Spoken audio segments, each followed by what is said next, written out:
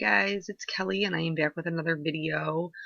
Today I'm going to be making a communion card, except I didn't have a set or I guess products that were specifically for communion.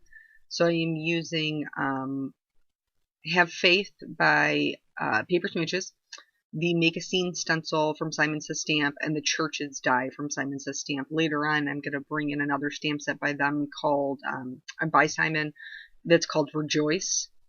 And so since I didn't have something that was, oh here, I forgot that I needed to mask off the rest of that stencil, so I didn't have just random suns and moons on my card base.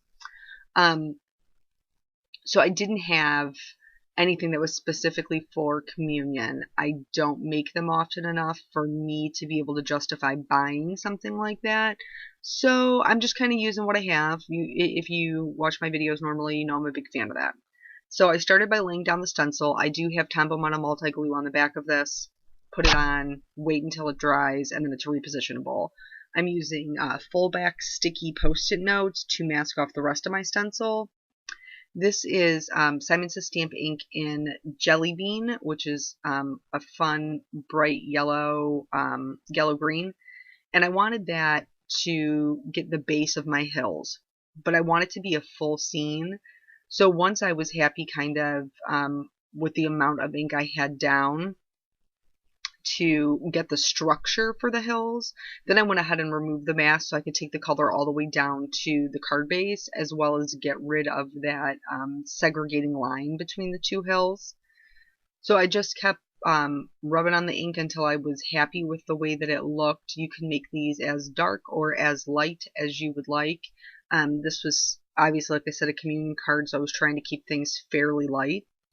And then I'm going to move on to a darker green first to add just some deeper color to the bottom of it. Give it a little bit of depth.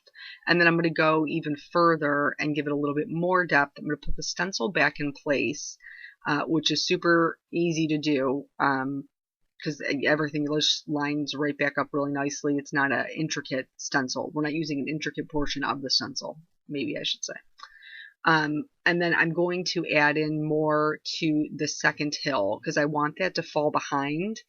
And then I'm just going to kind of blend that out. It didn't blend out as well as I would have liked it to, but I knew I was going to go back in with my Copics, so I'm not stressing about it at this point. This is Blue Jay, which is another Simon ink, and it's just a really fun, bright blue color. This was actually almost a perfect match for the color of that I had my bridesmaids wear in my wedding. My wedding colors were blue and yellow, like a pastel yellow, and this blue was like spot on. The color was actually called Blue Jay when I picked it at the bridal shop. So anyway, I am going to move on and put in just some really subtle clouds. I'm using the same blue that I used for the base coat, and base coat like we're painting, right? Anyway, for the background, the same blue I used for the background. And I'm doing the same thing. I'm masking off where I don't want any ink to be.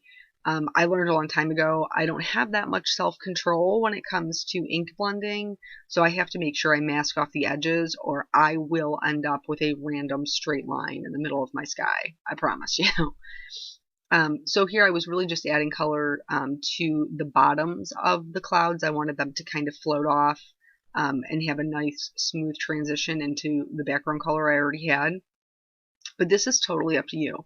Again, as dark or as light as you would like them. Maybe you want really deep clouds. I didn't. I wanted something that was a little softer. So now we're going to switch over to the Copics. And this is just to get a little bit of definition.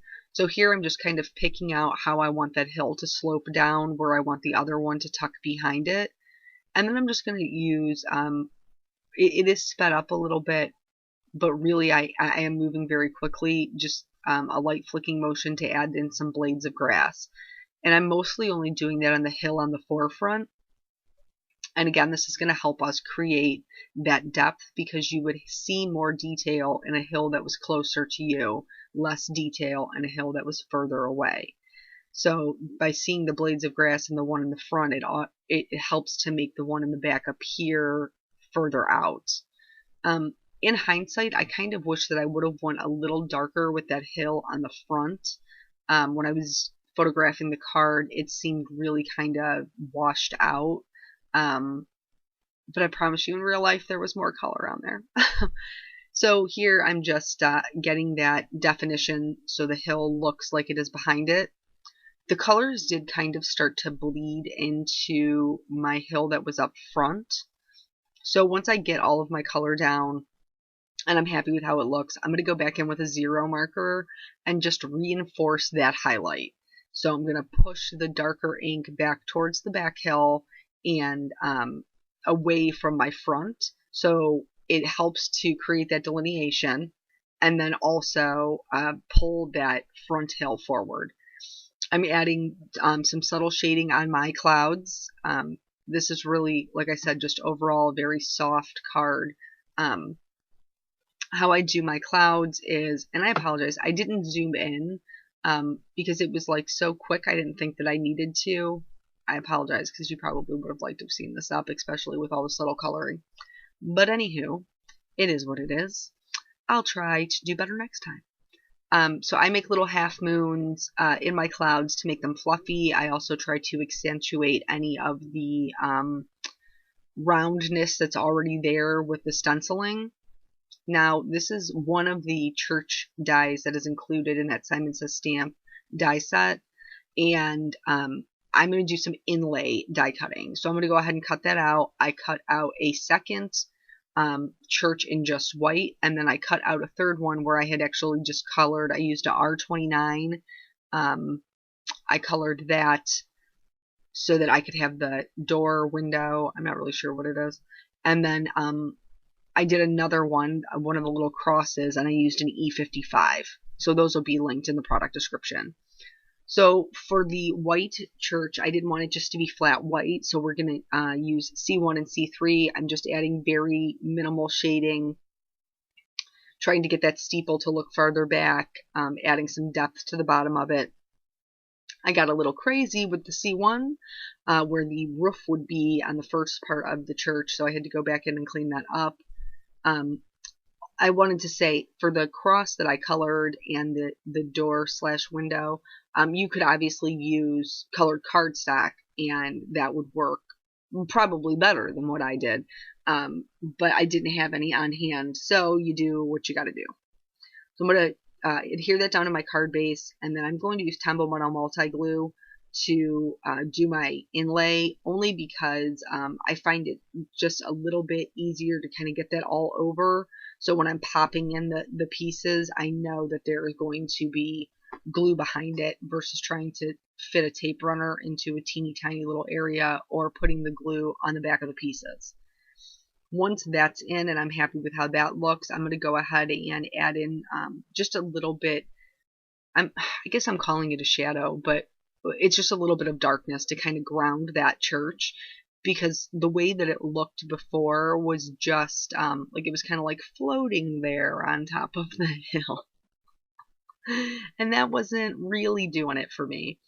So I'm just blending that out. I'm going to use my Mini Misty to go ahead and stamp the sentiment. And I'm so glad I did, because I didn't prep the stamp, and it's the first time that I used it, and this is completely my fault. Well, not completely, because these large sentiment stamps are sometimes a little bit more difficult to get good coverage on, and I ended up having to stamp this 3 times, people, to get a good solid black that I was happy with. So the Mini Misty, yeah, saved my life there. Otherwise I would have had to like color that in. Here's that Rejoice stamp set that I was talking about. I really love the Have Faith set by Paper Smooches, but it doesn't really have anything for the inside of the card. The Rejoiced set has large sentiments and then also smaller ones.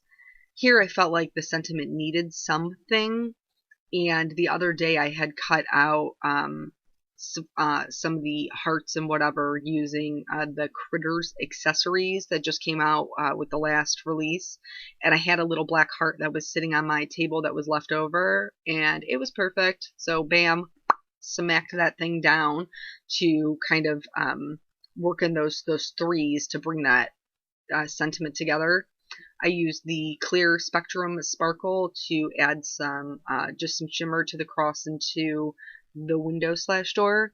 And then I was done with the card. I felt like even though I didn't have anything that was communion specific, with the tools that I had, I was still able to come up with something that was going to work for what we needed. So thank you so much for joining me. I hope you guys have a wonderful day, and I will catch you in the next video. Bye.